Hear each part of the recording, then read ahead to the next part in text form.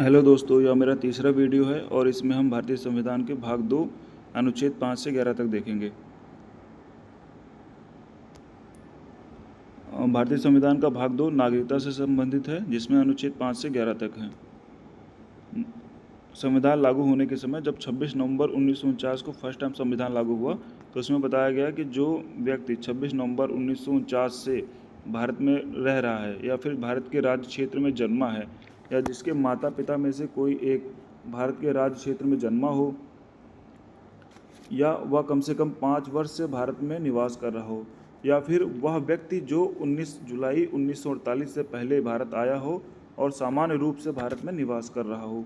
ये आर्टिकल 5 के तहत बताया गया था ये कि वह 19 जुलाई 1948, ये डेट याद रखना, ये 19 जुलाई 1948 के पहले भारत आया हो और सामान्य रूप से निवास कर रहा हो। उससे क्या मिलेगी? स्वतः ही नागरिकता मिल जाएगी, उससे रजिस्ट्रेशन कराने की ज़रूरत नहीं थी।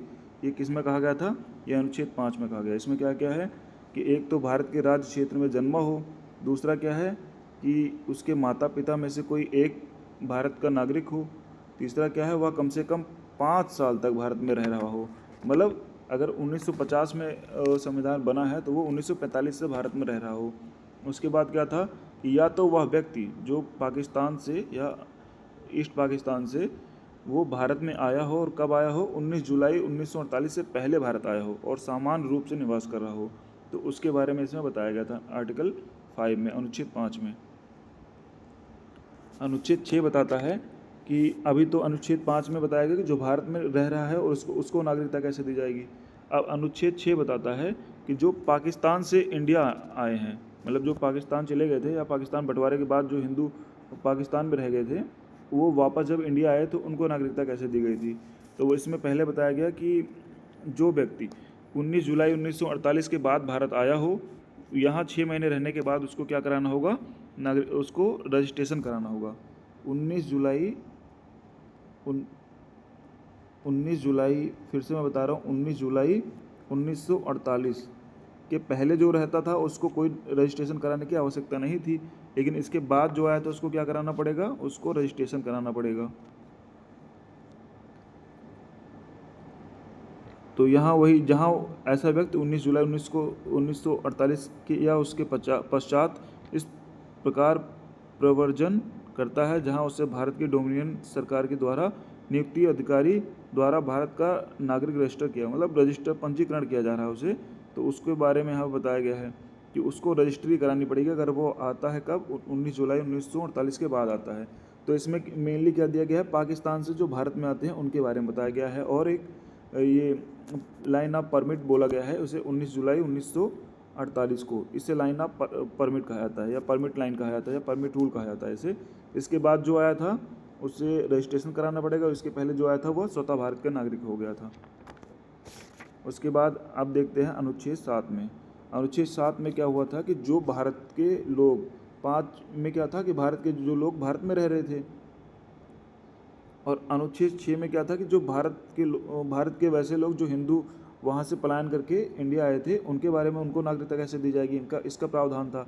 और अनुच्छेद 7 बताता है कि जो लोग भारत से, जो मुस्लिम या फिर जो हिंदू लोग या जो अदर कम्युनिटी के लोग भारत से कहाँ चले गए थे?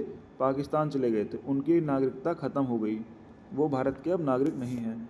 तो इस बारे में बताता है हमारा अनुच्छेद 7 बताता है। अब उसके बारे में उसके बाद बताता है भारतीय मूल का निवासी।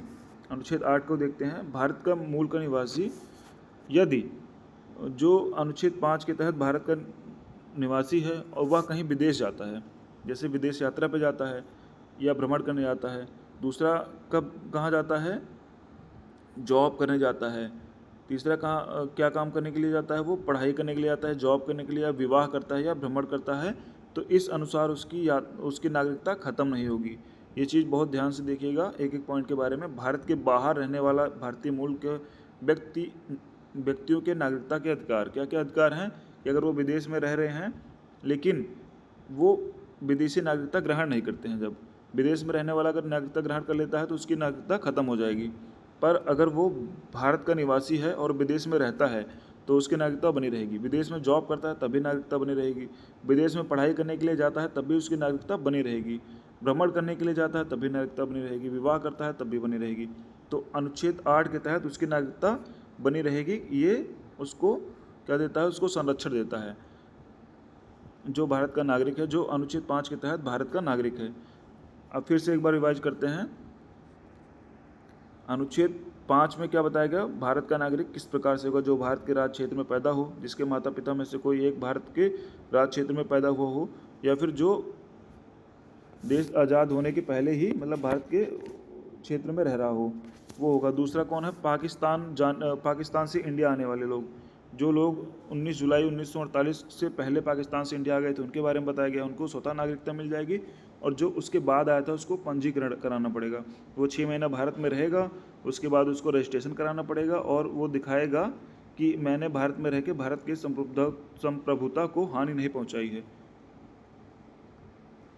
तीसरा बताता है, भारत से जो लोग पाकिस्तान चले गए हैं, जो लोग भारत से पाकिस्तान चले गए हैं उनकी नागरिकता खत्म हो जाएगी। अनुच्छेद 7 बताता है ये। और अनुच्छेद 8 क्या बताता है, भारत के बाहर रहने वाले लोग, जो लोग भारत के बाहर विदेशों में रहते हैं और वो क्या करने के लिए गए हैं, पढ़ाई करने के लिए गए हैं, जॉब करते हैं, या भ्रमण करने के लिए गए हैं, या फिर किसी विदेशी महिला से शादी कर लेते हैं, इस बिहाफ पे उनकी नागरिकता क्या होगी, बनी रहेगी, ख़त्म नहीं होगी उनकी नागरिकता। तो उनके नागरिकता को संरक्षण देता है, कौन देता है, अनुच्छेद 8। अब देखते हैं अनुच्छेद 9 में क्या है। अनुच्छेद 9 में बताया गया है कि यदि कोई व्यक्ति स्वेच्छा से किसी विदेशी नागरिकता को ग्रहण कर लेता है तो उसकी क्या होगी, नागरिकता खत्म हो जाएगी।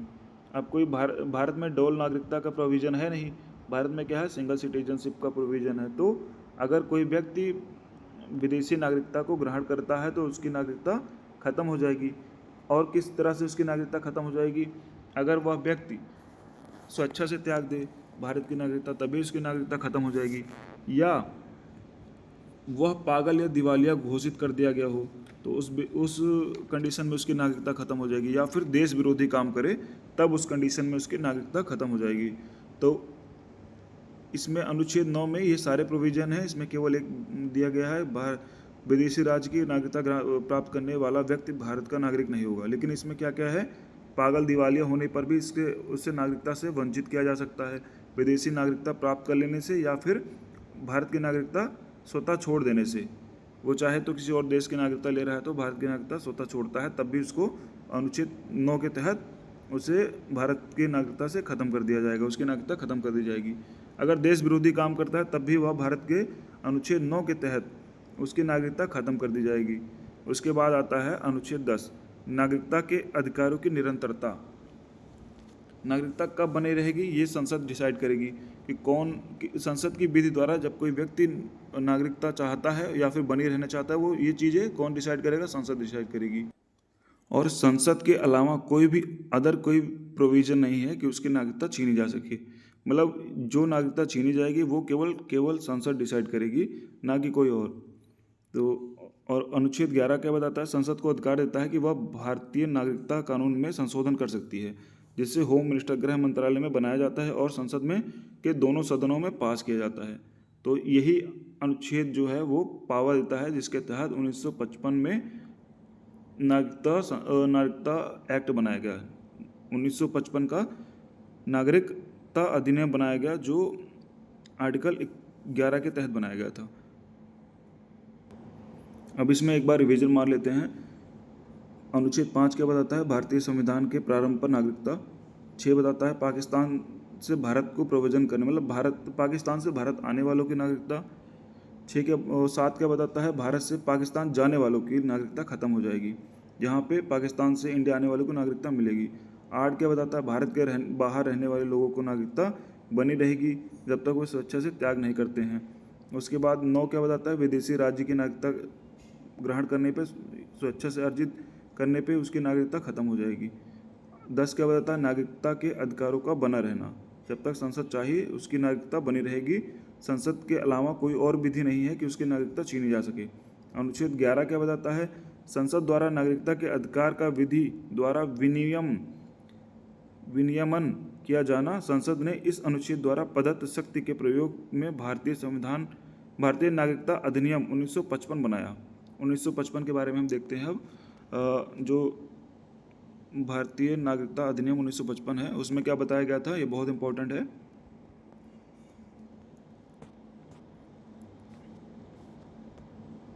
इसमें बताया गया 1955 में कि जो व्यक्ति, इसमें 1955 में 5 कंडीशन दी गई, इसके तहत भारत के लोगों को नागरिकता दी जा सकती थी। तो या तो वो जन्म से भारतीय नागरिक हो, दूसरा वंशानुगत, जैसे कोई व्यक्ति है जैसे उसके पूर्वज भारत में रह रहे हो, वो चाहे तो भारत की नागरिकता के लिए अप्लाई कर सकता था।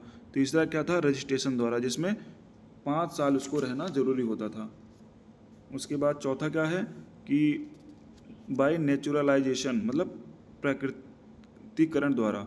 जैसे नेचुरलाइजेशन मतलब कि अगर कोई व्यक्ति खेल कूद या उसमें अच्छा प्रदर्शन दिखाता है, या फिर वो इंडिया जैसे भारत के क्षेत्र में मिल जाता है कोई टेरिटरी, जैसे 5 में दिया गया। जैसे 5 में क्या था कि सिक्किम को भारत में जब मिलाया गया तो उनको स्वतः नागरिकता दे दी गई थी इसी के तहत। और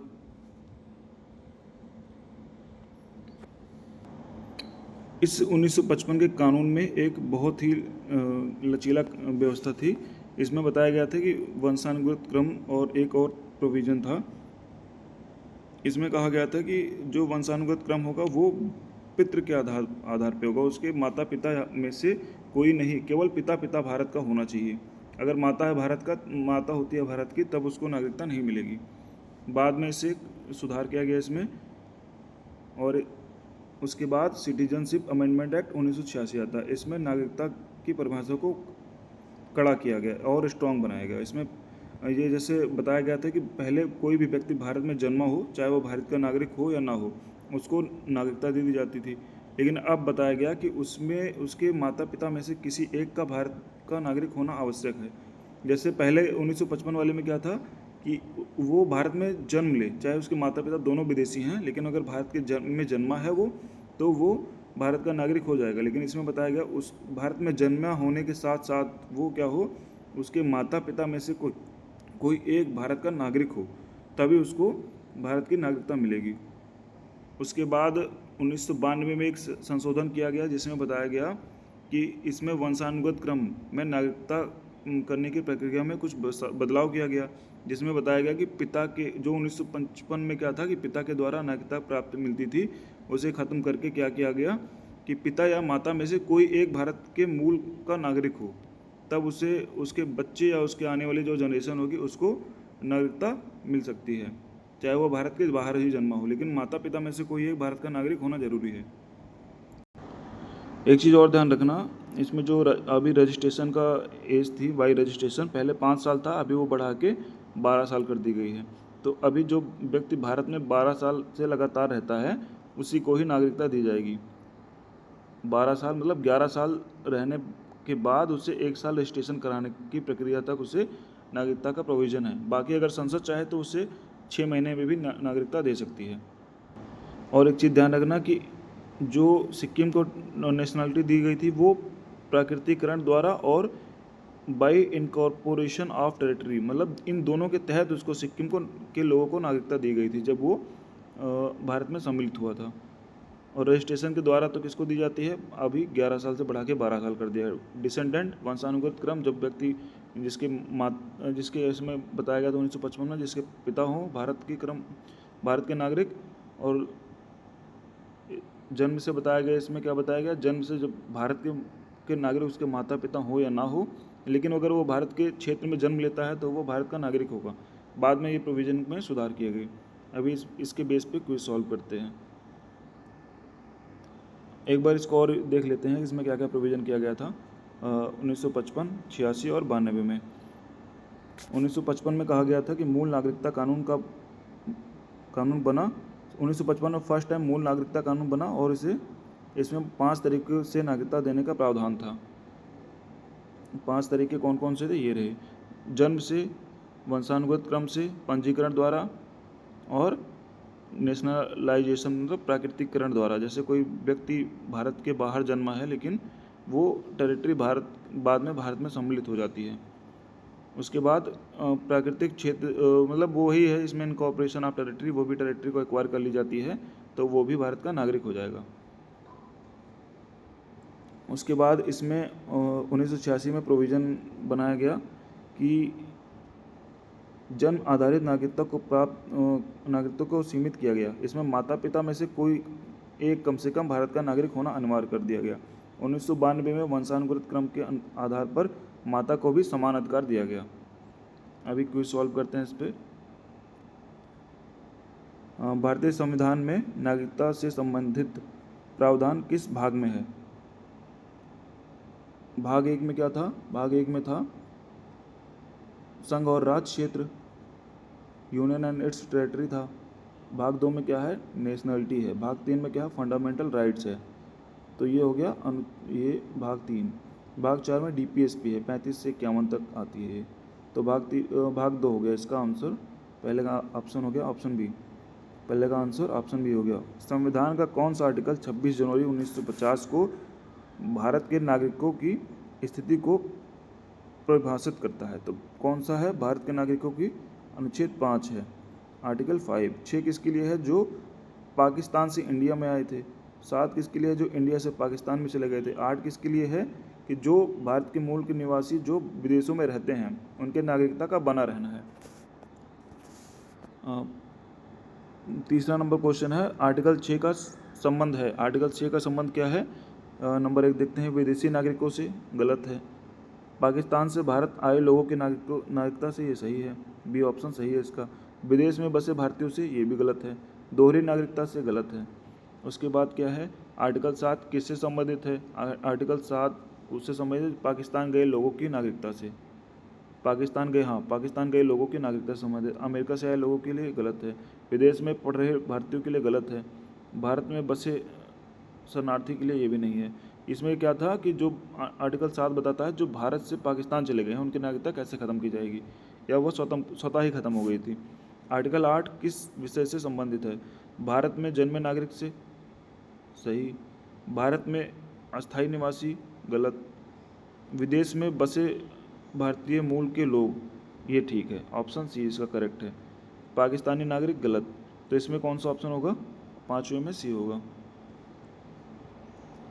उसके बाद प्रश्न 8 देखते हैं, संसद को नागरिकता से संबंधित कानून बनाने का अधिकार किस आर्टिकल में दिया गया है?